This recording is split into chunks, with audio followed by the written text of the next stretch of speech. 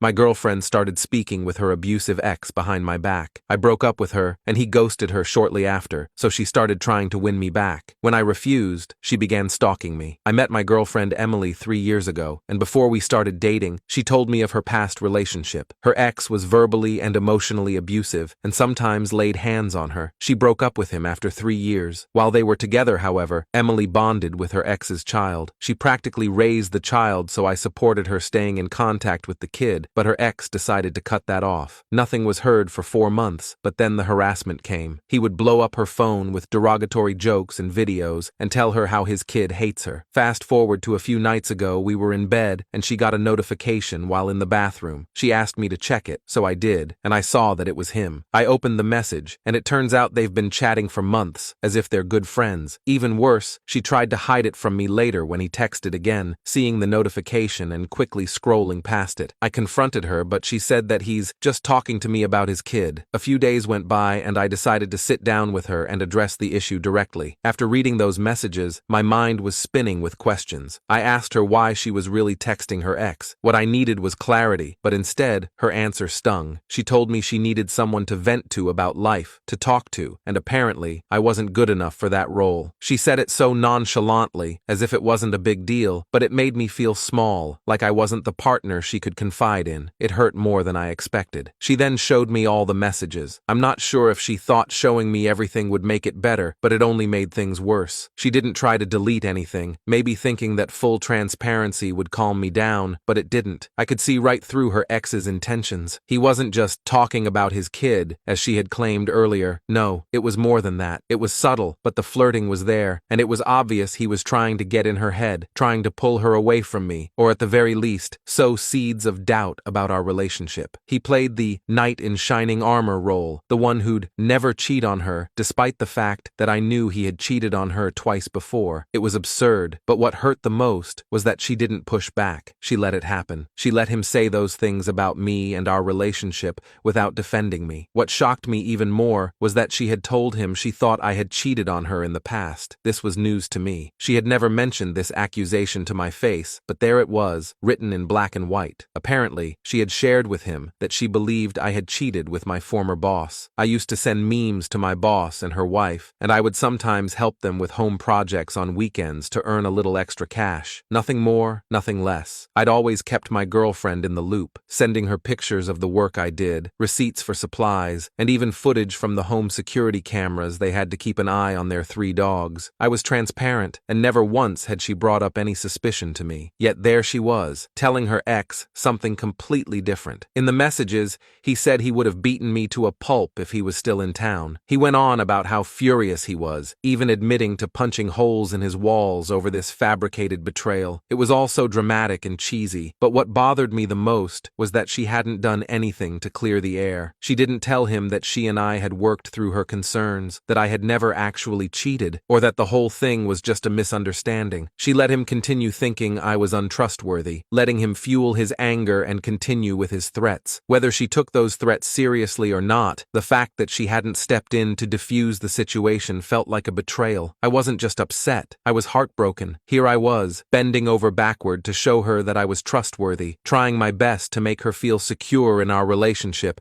and yet none of that seemed to matter. No matter how much I did for her, it felt like I wasn't enough. She didn't trust me, not really, and that realization hit me hard. I knew I had to take control of the situation. I pressed her, laying it all out. I told her she had 2 choices. Either she cuts him off completely and we go to therapy to work through this mess, or she can continue to talk to him, and I walk away from the relationship for good. At that moment, I wasn't sure what I even wanted. Part of me knew I should have ended it right then and there. I should have packed up my things and walked out the door, but a part of me was curious. I wanted to see what she would choose, how she would respond when faced with the ultimatum. The silence between us was heavy as she mulled it over. I could see the conflict in her eyes, and it only made things worse. How could this even be a choice for her? How could cutting ties with someone who had hurt her so deeply, and who was now actively trying to sabotage our relationship, even be up for debate? And yet, there she was, hesitating. I wasn't sure what to expect. Maybe deep down, I was hoping she'd realize how toxic the situation was and agree to cut him off for good. Maybe I wanted her to choose me, to choose us. But watching her sit there, torn between her abusive ex and our relationship, I started to realize that maybe I wasn't the problem. Maybe it wasn't about me not being enough. Maybe it was about her not being ready to let go of something she should have walked away from a long time ago. In the end, her decision would dictate the future of our relationship. But in that moment, I knew that no matter what, things would never be the same again. Even if she chose me, the damage was done, the trust was broken, and I wasn't sure if it could ever be fully repaired. I ended the conversation there and left it, but then she came into me a few hours later. She told me she thought long and hard about it, and that she refuses to cut him off, saying her only chance to talk to his child again is by talking to him. I told her that if a child that isn't even hers and a man who abused her is all she really cares about, then good luck with that. I grabbed my stuff and left. Rude? Yeah. I let my emotions get a hold of me. I called her parents and ended up telling them we've split. They're great people. They told me they're sorry that things turned out the way they did. They've even invited me out for dinner Friday, just me and them, so I can get some of my tools I've loaned them and to talk more about this. I thought about declining their offer to dinner, but her mom is too sweet for her own good, and her dad and I always have a blast having a drink together. So I'm going Friday. I've doubled down on my decision, and knowing them, they probably won't press me to try to make it work. After all this, I'm going to treat myself to a nice bottle of sake I've been saving in my fridge and just relax. Update 1. Emily has tried contacting me non-stop, from calling to messaging me on SM, begging me to talk with her and work things out. I replied only once, saying that I gave her a chance to work this out, to compromise and go to therapy together, only for her to refuse and choose her ex and child over me. Apparently yesterday he cut contact with her, blocking her on everything, and honestly, I saw it coming. But he'll probably do it all over again when she finds a new guy. She's a wreck, and I pity her somewhat, but she's made her bed, and it's time for her to lay in it. I told her that there will be no second chance, that I was finished the moment she made her values clear, and again suggested she get therapy. I wished her the best, and then deleted her off my phone and anything else she was on. I went out to dinner with her parents last night, and it was actually a good time with them. Her parents were kind yet to the point. Her parents told me not to mince words or leave bits out and just tell them exactly what had been going on. I tried to tell them that while I respect them, that I did not want to drag them into our relationship problems and wanted there to be no issues with them and their daughter. Well, her dad told me they had already had a long talk with M and regardless wanted to hear my input. So we talked. I told them about her ex and kid, his threats, him trying to break up our relationship. Well, I guess you can say he did now. Her lying and hiding his messages. I told them I gave the choice and what she chose. I insisted to them that they take her to seek professional help, that if she keeps this up, she's going to tear herself up and any future relationship. I want her to be happy someday, but it just won't be with me. I'm tired of the lies and deceit. I just want to move forward and live my life, and I hope she can do the same. Their response was not exactly what I expected. They apologized to me for her actions, that they were disappointed that things turned out as they had, but supported my decision to walk away from her. I won't lie, I had expected them to ask me to talk to Emily and try to move past it, but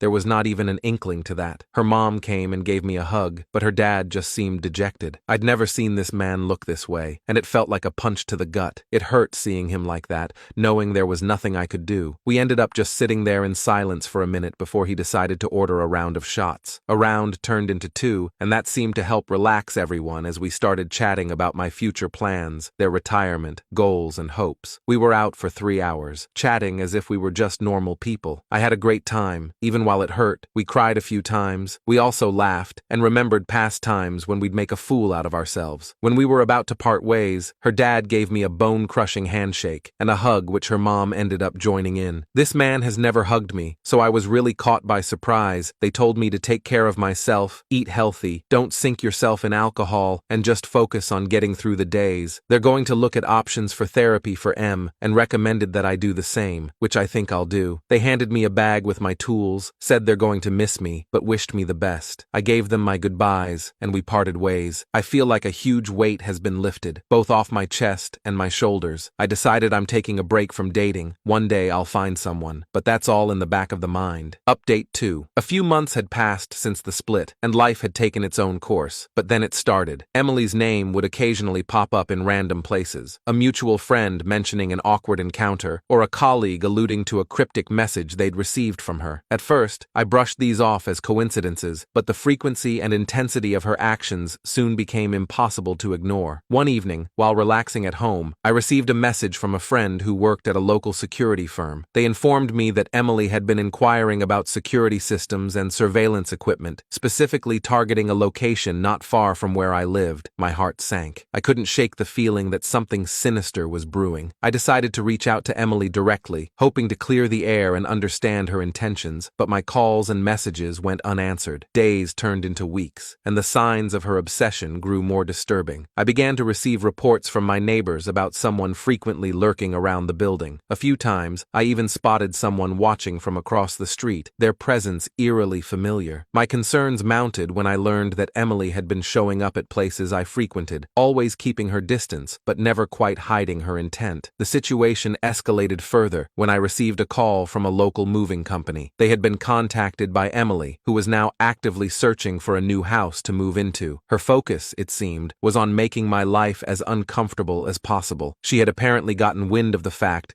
that I was considering a home purchase and decided to do whatever she could to disrupt my plans. It wasn't long before things reached a breaking point. One night, after coming back from dinner with friends, I found a note on my door. It was a rambling, incoherent message from Emily, expressing her frustration and her twisted view of our relationship. It was filled with accusations and threats, veiled beneath a facade of longing and desperation. The note was unsettling, a stark reminder of how far she had fallen from the person I once knew. I immediately contacted the authorities and explained the situation. They took the matter seriously, and an investigation was launched. Emily's behavior had crossed into harassment, and her persistent attempts to intrude into my life were now a legal concern. I provided them with the evidence I had collected: messages, witness statements, and the disturbing note. The police were thorough and assured me that they would take appropriate action. Despite the legal measures, Emily's behavior didn't cease. It only grew more frantic. She started sending cryptic messages to my family and friends, trying to manipulate them into contacting me on her behalf. The once clear boundary between our lives was now muddled by her relentless pursuit. The turning point came when Emily's actions became so invasive